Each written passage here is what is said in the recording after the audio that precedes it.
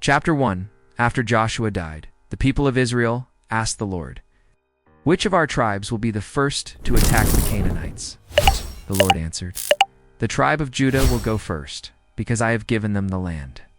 Then the people of Judah said to the people of Simeon, "Come with us to the land that was given to us, and let us fight against the Canaanites. Then we will go with you to the land that was given to you." So the tribes of Simeon and Judah went to war together, and the Lord gave them victory over the Canaanites and the Perizzites. They killed 10,000 men in Bezek. There they found Adoni-Bezek and fought against him, and they defeated the Canaanites and the Perizzites. Adoni-Bezek fled, but they chased and captured him and cut off his thumbs and big toes. Then Adoni-Bezek said, "I had 70 kings with their thumbs and big toes cut off, picking up scraps under my table. Now God has done to me what I did to them." Then they brought Adoni-Bezek to Jerusalem, and he died there. The men of Judah attacked Jerusalem and captured it. They killed its people and set the city on fire. Then they went to fight against the Canaanites who lived in the mountains, the southern desert, and in the plains of Judah. They also attacked the Canaanites who lived in the city of Hebron, which used to be called Kirioth Arba. They defeated Shishai, Hyman, and Talmai, who were sons of Anak. From there they marched against the people of Dobir, which was also called Kirioth Sefer. Then Caleb said, "I will give my daughter Achsah in marriage to the man who captures Kirioth Sefer." Othniel captured the city. He was the son of Kenaz, Caleb's younger brother.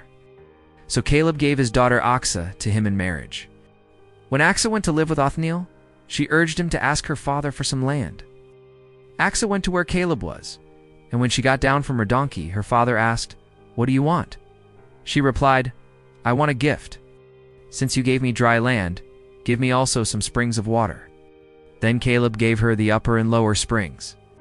The descendants of Moses' father-in-law, the Kenite, went with the people of Judah from Jericho, city of palm trees, to the wilderness of Judah, which is in the south of Arad, and they lived there with the Amalekites. The people of Judah and Simeon joined together and attacked the Canaanites in the city of Zephath. In the name of God, they completely destroyed the city and changed its name to Hormah. Now, they did not take Gaza, Ashkelon, and Ekron and their surrounding areas. The Lord helped the people of Judah, and they conquered the hill country. But they could not drive out the people who lived in the plains, because they had iron chariots. As Moses had commanded, the city of Hebron was given to Caleb, and he drove out the 3 sons of Anak from there. But the people of the tribe of Benjamin did not drive out the Jebusites who lived in the city of Jerusalem. The Jebusites still live there with the people of Benjamin to this day. The people of the tribes of Joseph, that is, Ephraim and Manasseh, also set out.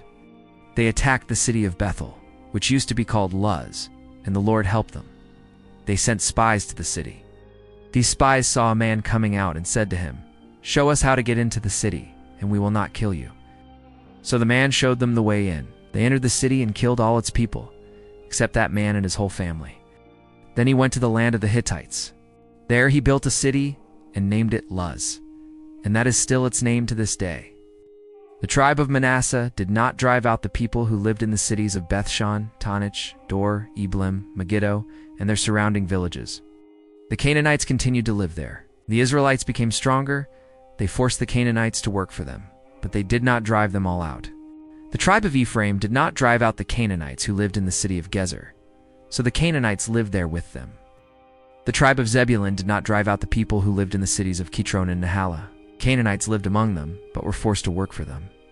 The tribe of Asher did not drive out the people who lived in the cities of Akko, Zidonalab, Aksib, Helba, Aphik, and Rehob. The people of Asher lived among the Canaanites who lived in the land, because they had not been driven out. The tribe of Naphtali did not drive out the people who lived in the cities of Beth Shemesh and Beth Anath. The Canaanites lived among the people of Naphtali, but were forced to work for them. The Amorites forced the tribe of Dan into the hill country and did not allow them to come down into the valley. The Amorites stayed in the hill country of Heres, Ajalon, and Shalbim. But the people of the tribe of Joseph overpowered them and forced them to work. The territory of the Amorites began at the ascent of Scorpion Pass in Selah and went northward. Chapter 2. The angel of the Lord went from Gilgal to Bochim and said to the Israelites, "I brought you out of the land of Egypt, and brought you to the land that I had promised to your fathers. I said, I will never break the covenant I made with you. Do not make any agreement with the people living in this land. On the contrary, tear down their altars. But you did not do what I said. Instead, see what you have done. Now I say that I will not drive these people out from before you. They will be your enemies, and their gods will be a temptation to you. When the angel finished speaking, all the people of Israel began to cry. That is why that place is called Bochim, and there they offered sacrifices to the Lord God. Joshua sent all the people of Israel away, and each man went to take care of his portion of land. The people of Israel served the Lord God while Joshua was alive. After he died, they still continued to serve the Lord. While the leaders who had seen all that the Lord had done for Israel were still alive, Joshua, son of Nun, servant of the Lord, died at the age of 110 years. He was buried in his own portion of land in Timnath-Heres, in the hill country of Ephraim, north of Mount Gosh. All the people of that generation also died, and their children forgot the Lord and the things he had done for the people of Israel. Then the people of Israel sinned against the Lord God, worshiping the gods of the Canaanites. They stopped worshiping the Lord, the God of their ancestors, who had brought them out of Egypt. They began to follow other gods, the gods of the peoples who lived around them. They worshipped these gods and made the Lord very angry. They abandoned God, the Lord, and worshipped Baal and Ashtaroth. The Lord became very angry with the people of Israel and let them be attacked and robbed by neighboring peoples. He gave the Israelites into the hands of the enemies who lived around them, and because of this, they could no longer resist. Whenever they went out to fight, the Lord was against them, as he had said. So they were in a very difficult situation. Then the Lord God gave the people of Israel strong leaders called judges, who saved them from those who attacked and robbed them. But they did not pay attention to these leaders. They continued to despise God and worship other gods. Their fathers had obeyed the commandments of the Lord, but they did not obey.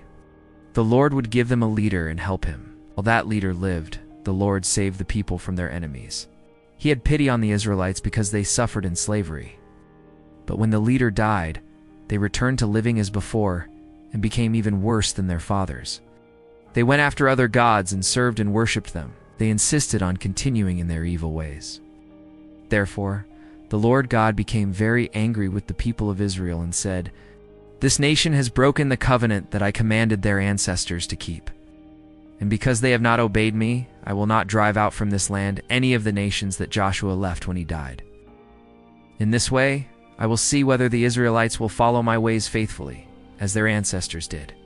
So the Lord did not quickly drive out from the land the nations. He had not given into Joshua's hands, but he let them stay there. Chapter 3. The Lord God left some peoples in the land to test the Israelites, who had not taken part in the wars of Canaan. He did this only to teach all the Israelites how to fight, especially those who had never been in battle. The peoples who remained in the land were the inhabitants of the 5 Philistine cities, all the Canaanites, the Sidonians, and the Hivites who lived in the Lebanon mountains, from Mount Baal-Hermon to the entrance of Hamath. They remained to test the people of Israel, so that the Lord might see whether they would obey the commandments he had given them through Moses. So the people of Israel lived among the Canaanites, Hittites, Amorites, Perizzites, Hivites, and Jebusites, and the Israelites married these people and worshipped their gods. The people of Israel forgot the Lord their God, sinned against him, and worshipped the gods of the Canaanites and the sacred poles. Therefore, the Lord became very angry with Israel and allowed Cushan-Rishathaim, king of Mesopotamia, to conquer them. And the people of Israel were dominated by him for 8 years. Then the Israelites cried out to the Lord, and he sent a man to deliver them. The man was Othniel, son of Kenaz, the younger brother of Caleb. He was guided by the Spirit of God, the Lord, and became the leader of Israel. Othniel went to war, and the Lord made him victorious over the king of Mesopotamia. After that, Othniel lived 40 more years, and during all that time, the land of Israel was at peace. After the death of Othniel, the people of Israel sinned again against God, the Lord. Because of that, the Lord made Eglon king of Moab stronger than them. Eglon joined with the Ammonites and the Amalekites, and they attacked Israel and captured Jericho, the city of palms. The people of Israel were dominated by Eglon for 18 years. Then the Israelites cried out again to the Lord, and he sent another man to deliver them. It was Ehud, son of Jerah, from the tribe of Benjamin. Ehud was left-handed. The people of Israel sent Ehud to take the tax payment to Eglon, king of Moab. Then Ehud made a large dagger about 1/2 meter long. He tied the dagger under his clothes on the right side and went to deliver the taxes to Eglon, who was very fat. After delivering them, Ehud sent away the carriers. But he returned from the place where the stone images were near Gilgal and said to the king, "I have a secret message for you." Ow. And they all left. The king was sitting in his upstairs summer room. Ehud came near him and said, "I have a message from God for you." The king stood up. Then Ehud, with his left hand, took the dagger from his right side and thrust it into Eglon's belly. The dagger went in so deep that the handle sank in, and the fat closed over it. Ehud did not pull it out of the king's belly, and the blade came out between his legs. Then Ehud locked the doors, went out through the windows, and left. Then the servants came and saw that the doors were locked. So they thought the king had gone to the bathroom. They waited a long time. But since he did not open the door, they took the key and opened it. And the king was dead, lying on the ground. While they were waiting, Ehud escaped, passed the stone images, and went to Seirah. When he got there, in the hill country of Ephraim, he blew a ram's horn to call the men of Israel to fight. He led them down from the hills, saying, "Follow me. The Lord God has given you victory over your enemies, the Moabites." Then the Israelites followed him and took control of the place where the Moabites crossed the Jordan River, and they let no one cross. In that battle, they killed about 10,000 Moabite soldiers, all strong and brave men, and none escaped. So the Israelites defeated Moab that day, and there was peace in the land of Israel for 80 years. The next leader was Shamgar, son of Anath. He killed 600 Philistines with an ox goad, and so he also delivered the people of Israel.